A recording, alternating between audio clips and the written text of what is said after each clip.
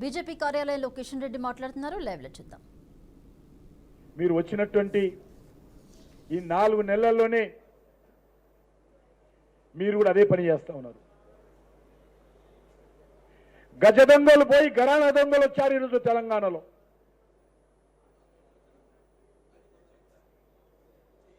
ఒక కుటుంబ పాలన పోయి మరొక కుటుంబ పాలన వచ్చింది. ఒక వసూలు రాజ్యం పోయి మరొక వసూలు రాజ్యం వచ్చింది. మార్పు అంటే ఏందో చెప్పాలి. ఈరోజు కాంగ్రెస్ పార్టీ మార్పు మార్పు అన్నారు. ఒకటైతే మార్పు జరిగింది. కేసీఆర్ కుటుంబం పోయి సోనియమ్మ కుటుంబం వచ్చింది. ఈ మార్పే వచ్చింది తెలంగాణలో. దోపిడీలో మార్పు రాలా, అదే రకమైనటువంటి దోపిడీ. అవినీతిలో మార్పు రాలా, అదే రకమైనటువంటి అవినీతి. ఇచ్చిన మాట తప్పడంలో మార్పు రాలా. కేసీఆర్ అన్నాడు, నేను ఈ తెలంగాణకు ఒక దళిత ముఖ్యమంత్రి చేస్తా, అవసరమైతే తల నరుక్కుంటా తప్ప నేను మాట తప్పనన్నటువంటి కేసీఆర్ మరి మీ మాటలో ఏ తేడా ఉంది అడుగుతా ఉన్నాను. ఏమన్నారు మీరు? 2 లక్షల రుణమాఫీ చేస్తాము. ఓ రైతులారా, మీరెవరైనా అప్పు తీసుకోకపోతే వెంటనే బ్యాంకులకి వెళ్ళి అప్పు తీసుకోండి. ఒకవేళ అప్పు కడితే మళ్ళా కొత్తగా అప్పు తీసుకోండి. మేము వస్తున్నాము డిసెంబర్ 9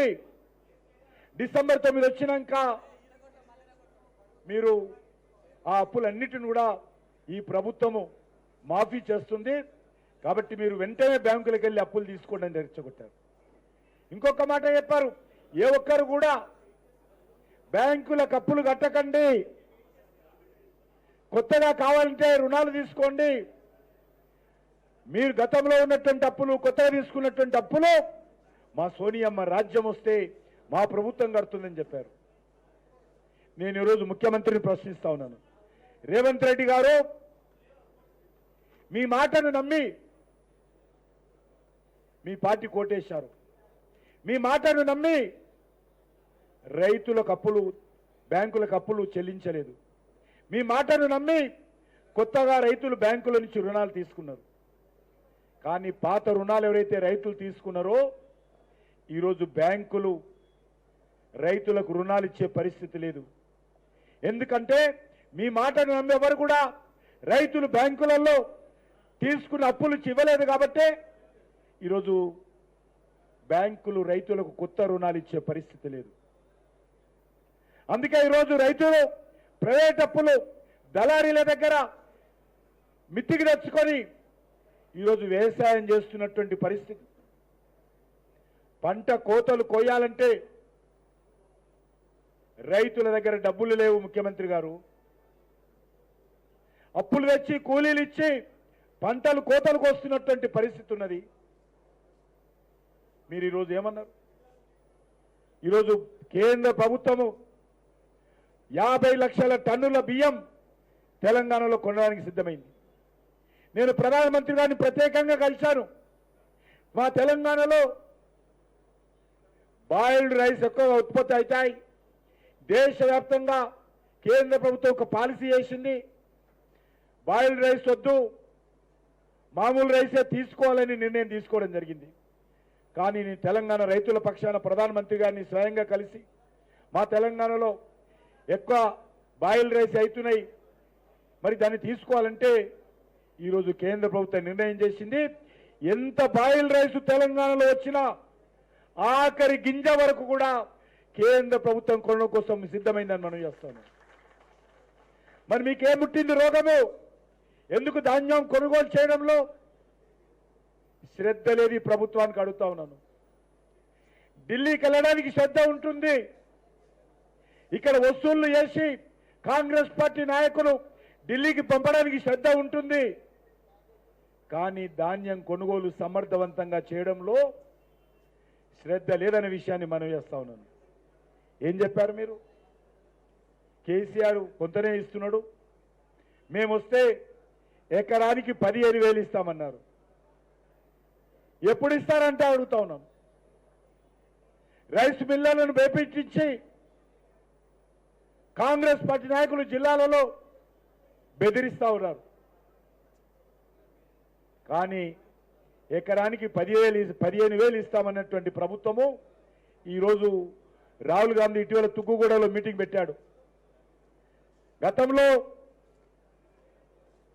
అసెంబ్లీ ఎన్నికలకు ముందు అదే గ్రౌండ్లో పెట్టి అనేక రకాల గ్యారంటీలు ఇచ్చాడు. మళ్ళీ మొన్న పెట్టి పార్లమెంట్ ఎలక్షన్స్కు పాత గ్యారంటీలు గాలికి వదిలేసి కొత్త గ్యారంటీలు ఇచ్చాడు. నేను రాహుల్ గాంధీని అడుగుతా ఉన్నాను, ఇంత మతిమరుపు ఎందుకు వచ్చిందో రాహుల్ గాంధీకి తెలియాలి. అయ్యా 4 నెలలు కాలేదు, 4-5 నెలల క్రితమే కదా మీరు అదే గ్రౌండ్లో పెట్టావు, 6 గ్యారంటీలు ఇచ్చావు, పెద్ద పెద్ద ఉపన్యాసాలు ఇచ్చారు, మార్పు తీసుకొస్తామన్నారు. మరి మార్పు అంటే మతి మార్పు అడుగుతా ఉన్నాను, మర్చిపోయే మార్పు అడుగుతా ఉన్నాను. ఇచ్చిన హామీలు అమలు చేయనటువంటి మార్పు మీరు ఇది తెచ్చింది తెలంగాణలో అడుగుతా ఉన్నాను.